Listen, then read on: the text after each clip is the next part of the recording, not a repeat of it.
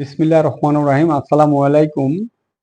প্রতিদিন ২টো ৪টে বা তারও অধিক পরিমাণে মাছ পুকুরে মরছে।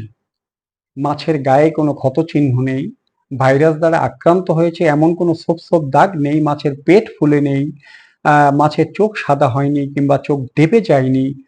পুকুরের যে প্রাকৃতিক পরিবেশ সেটাও যথেষ্ট পরিমাণে ঠিক আছে, কিন্তু মাছ মরছে। আজকে আমার কিশোরগঞ্জের মাছ চাষি খান মোহাম্মদ লিটন, ওনার সাথে প্রায় ১৬-১৭ মিনিট আমি ভিডিও কলে ছিলাম। এত চমৎকার একটা পুকুর, অথচ প্রতিদিন তার ৪টে-৫টা করে মাছ মারা যাচ্ছে। একজন চাষি বুঝেই উঠতে পারতেছে না যে কি কারণে তার মাছটা মরছে। তো সবচেয়ে মজার এবং অবাক করা বিষয়টা হলো যে চাষি তার পুকুর প্রস্তুত করলো, মাছ ছাড়লো, প্রতিদিন সে খাদ্য প্রদান করছে, সে মাসিক পরিচর্যা করছে, অর্থাৎ পুরো পুকুরটা তার নখদর্পণে। কিন্তু সে জানছে না যে তার মাছটা কেন মরছে। আমি হয়তো তাকে সমাধান দিচ্ছি, তাতে তার সমাধান হয়ে যাচ্ছে, অথবা সে একজন মেডিসিন বিক্রেতাকে সে ফোন দিচ্ছে, সে ঔষধ দিচ্ছে, সেটা দিয়ে তার সমস্যার সমাধানটা হয়ে যাচ্ছে। তো আমি অথবা সেই মেডিসিন বিক্রেতা যে আপনার পুকুর সম্পর্কে কোনো ধারণাই নেই, সে হয়তো আপনার পুকুরটা কখনো দেখেও নেই, কিন্তু সে জানছে যে আপনার পুকুরে কি সমস্যা হয়েছে। তার মানে হলো এটা খুব কমন একটা বিষয়। তো এই কমন বিষয়টা কি? কেন এরকম ভাবে পুকুরের মাছ মারা যাচ্ছে এবং এর সমাধানটা কি? এটা নিয়ে আজকে আপনাদের সাথে আমি আলোচনা করব। আমি খুব সংক্ষেপে বোঝানোর চেষ্টা করব যাতে আপনারা বুঝতে পারেন। মাছ মারা যাওয়ার আগে একজন চাষিকে কিন্তু সে সংকেত দেয় যে তার পুকুরে কি প্রবলেম হচ্ছে। সাধারণত দেখবেন যে মাছ কিন্তু সে পানির উপরি স্তরে বা দিনের যে কোনো একটা সময় বা দুটো সময় সে উঠে মুখ চাপড়াতে থাকে এবং খুব স্বাভাবিক গতিতে সে মুখটা চাপড়াতে থাকে।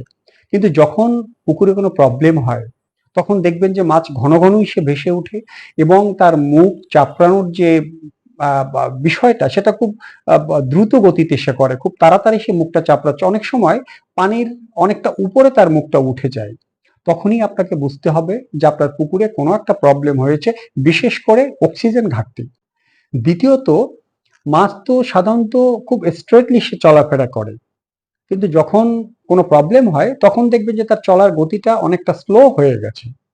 সে একটু আঁকা বাঁকা হয়ে ক্লান্ত দেহে সে আহ, চলাফেরা করছে। আপনি যখন খাদ্য দিচ্ছেন তখনও কিন্তু খাদ্য খাওয়ার জন্য মাছ যেমন দ্রুত গতিতে এসে খুব লাফাঝাপা করে খাদ্যটা সে খেতে যায়, কিন্তু তখন দেখবেন সে খাদ্য গ্রহণের মাত্রাটা অনেকটা স্লো, সে আস্তে আস্তে খাচ্ছে। মানে দেখলেই মনে হবে সে অনেকটা দুর্বল। তখনই বুঝতে পারবেন যে আপনার পুকুরে একটা প্রবলেম হচ্ছে, চলে আসতেছে প্রবলেম। তো যদি এটা বুঝতে না পারেন, হঠাৎ করেই একটা দুটো মাছ মারা যাচ্ছে, তাহলে আপনি কি করবেন? এখানে প্রথম এবং যে প্রধান কাজ সেটা হলো আপনার পুকুরে এয়ারেশনের ব্যবস্থা করা। যদি এয়ারেটর থাকে তাহলে আপনি এয়ারেটর দিয়ে আপনি পুকুরে এয়ারেশনটা দিলেন, সেটা হয়তো ২৪ ঘন্টার ভিতরে আপনার ১৮ থেকে ২০ ঘন্টা এয়ারেশনটা দিতে হবে। হয়তো রাত্র ১১টা-১২টা থেকে সকাল ৪টা-৫টা পর্যন্ত, এবং বেলা ১০টা-১১টা থেকে বিকেল ৩টা-৪টা পর্যন্ত। তো যদি এয়ারেটর থাকে এয়ারেটর দিয়ে দিলেন, অথবা মোটর দিয়ে পুকুরের পানিটাই আপনি পুকুরে ফেললেন, সেটা একটা বা দুইটা মোটর দিয়ে। এই প্রসেসটা আপনাকে করতে হবে একটানা ২ থেকে ৩ দিন। অর্থাৎ পুরো পানিটার ভিতরে আপনার অক্সিজেন ডাইলেশনের যে ব্যাপারটা, এটাকে আপনাকে নিশ্চিত করতে হবে, পানিটাকে একটু ওলট পালট করতে হবে। এর সাথে সাথে যে কাজটা করতে হবে যে আপনাকে হরহা টানতে হবে, পুকুরের তলানিটা যে কোনো ভাবে এটাকে ঘেটে দিতে হবে। আপনি পুকুরের তলা ঘেটে দিলেন এবং পানিটা ওলটপালট করার একটা ব্যবস্থা আপনি করলেন। এখন আপনি যে জিনিসটা দিবেন, প্রতি শতকের জন্য যদি পানির গভীরতা ৩ থেকে ৫ ফিট বা ৬ ফিটের ভিতরে হয়, তাহলে প্রতি শতকের জন্য ২৫০ থেকে ৩০০ গ্রাম লবণ, অবশ্যই লুজ লবণ, এর সাথে ৪০০ থেকে ৫০০ গ্রাম বালু, সেটা ভিটি বালু হোক, যে কোনো বালু হোক, এবং চিটাগুড়, এটা পাউডার ফরম্যাটে পাওয়া যায়। যদি পাউডার ফরম্যাটটা ম্যানেজ করতে পারেন সবচেয়ে ভালো, ৫০ থেকে ৬০ গ্রাম চিটাগুড়। আর যদি পাউডারটা না পান তাহলে লিকুইড যেটা পাওয়া যায় সেটা, যদি দুটোর একটাও তখন আপনার হাতের কাছে না থাকে তাহলে 30 থেকে 40 গ্রাম সাদা চিনি, এটা ভালো করে দলাই মোচাই করে এটাকে আপনি মিক্স করবেন। মিক্স করে সকাল 10টা-11টার দিকে হলে ভালো হয়, বা যে কোনো সময়, যেহেতু প্রবলেম হয়েছে আপনি যে কোনো সময় এটা করতে পারেন। আপনি একদিকে মাছের খাদ্যটা দিতে থাকবেন, অন্যদিকে সারা পুকুরে এটাকে 1 ইঞ্চি জায়গাও যেন বাদ না পড়ে ভালো করে সারা পুকুরে এটাকে আপনি ছিটাবেন, যেভাবে আমরা জমিনে সার বুনন করি। তো খাদ্য দেওয়ার কথা কেন বললাম, কারণ এই যে বালুর কণা বা এই যে লবণের যে কণাটা, সেটা যেন মাছ গিলে ফেলতে না পারে, এজন্য তার খাদ্যটা নিশ্চিত করে তারপরে এই উপাদানটা আপনি সমস্ত পুকুরে এটা ছিটিয়ে দিলেন।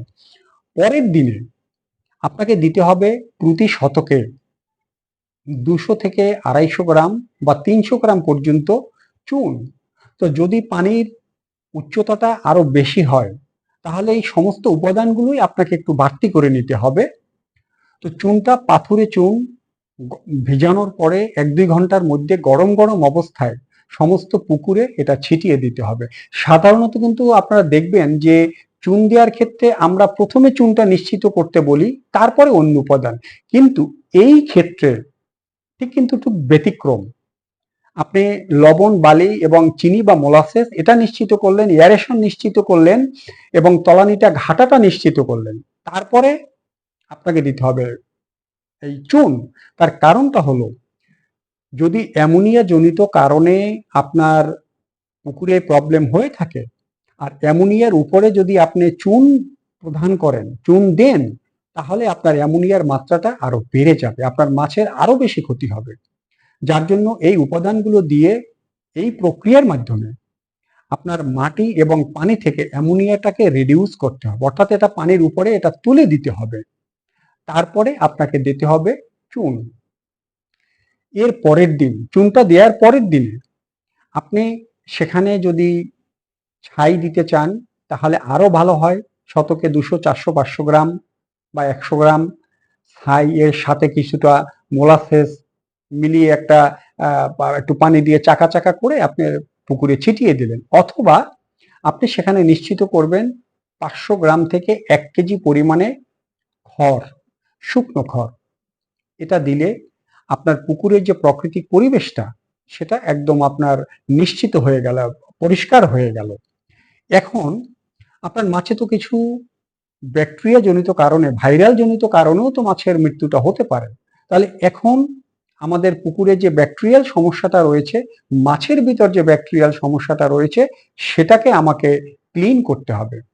এজন্য আপনি প্রতিদিন যে খাদ্যটা মাছকে প্রদান করছেন, একবেলা সকালবেলা প্রতি কেজি খাদ্যের সাথে 1.5 থেকে 2 গ্রাম হলুদের গুঁড়া, যে হলুদটা আমরা রান্নায় ব্যবহার করি, এই হলুদের গুঁড়া এবং 1.5 থেকে 2 গ্রাম কাঁচা রসুন, এটাকে থেতলে সাথে কিছুটা পরিমাণে লবণ এই খাদ্যের সাথে মিক্স করে, চাইলে একটু চিটা গুঁড়ো দিতে পারেন, আরো ভালো হবে। মিক্স করে আপনি আপনার পুকুরে একবেলা সকালবেলা এই খাবারটা মাছকে আপনার প্রদান করলেন। যারা পিলেট খাবার ব্যবহার করেন তারা এই উপাদানগুলো মিক্স করে আপনার পিলেট খাদ্যের সাথে ভালো করে মিক্স করে তারপরে আপনার প্রদান করলেন। খাদ্যের সাথে আপনি এই হলুদ এবং রসুনের পরিমাণটা দিতে না চান, তাহলে আপনার পুকুরে প্রতি শতকে 100 গ্রাম হলুদের গুঁড়া এবং 100 গ্রাম কাঁচা রসুন এটা থেতলে পানির সাথে গুলিয়ে একদম পাতলা করে সমস্ত পুকুরে আপনি এটা ছিটিয়ে দিতে পারেন। তাহলেও আপনার এই ব্যাকটেরিয়াল জনিত যদি কোনো প্রবলেম থাকে, ভাইরাস জনিত কোনো প্রবলেম থাকে, তাহলে আপনার এটা সমস্যার সমাধানটা হয়ে যাবে, কারণ হলুদ এবং রসুন এই দুইটাই কিন্তু অ্যান্টিবডি। আপনি ব্যবহার করতে পারেন কপার সালফেট বা তুঁতে। যদি পানির গভীরতা 3 থেকে 5 ফিটের ভিতরে হয় বা 6 ফিটের ভিতরে হয়, 10 থেকে 12 গ্রাম তুঁতে, আর যদি পানির উচ্চতাটা বেশি হয় তাহলে আপনি 12 থেকে 16 গ্রাম পর্যন্ত তুঁতে বা কপার সালফেট এখানে ব্যবহার করতে পারেন। এই প্রতি শতকে এটা গুলে সমস্ত পুকুরে এটা আপনি ছিটিয়ে দিবেন। তাহলে দেখবেন যে আপনার এই যে মাছ মরার যে সমস্যা বা পুকুরের যে কোনো প্রাকৃতিক সমস্যা, এই সমস্যা থেকে আপনি খুব সহজেই এর পরিত্রাণ পেতে পারবেন। এজন্যই বলছি যে একজন চাষী সে জানছেই না যে তার মাছটা কেন মরছে, অথচ তার এটা জানা উচিত ছিল। তা আপনারা এভাবে যদি মাছ মারা যায়, তাহলে এভাবে আপনারা এর পরিচর্যাটা করুন। আপনার সমস্যার সমাধান ইনশাল্লাহ হয়ে যাবে। তো আজ এ পর্যন্তই। আপনাদের সাথে আবার দেখা হবে অন্য কোনো পর্বে, অন্য কোনো বিষয়। সে পর্যন্ত ভালো থাকবেন, সুস্থ থাকবেন, নিরাপদ থাকবেন। Safety first. আল্লাহ হাফিজ।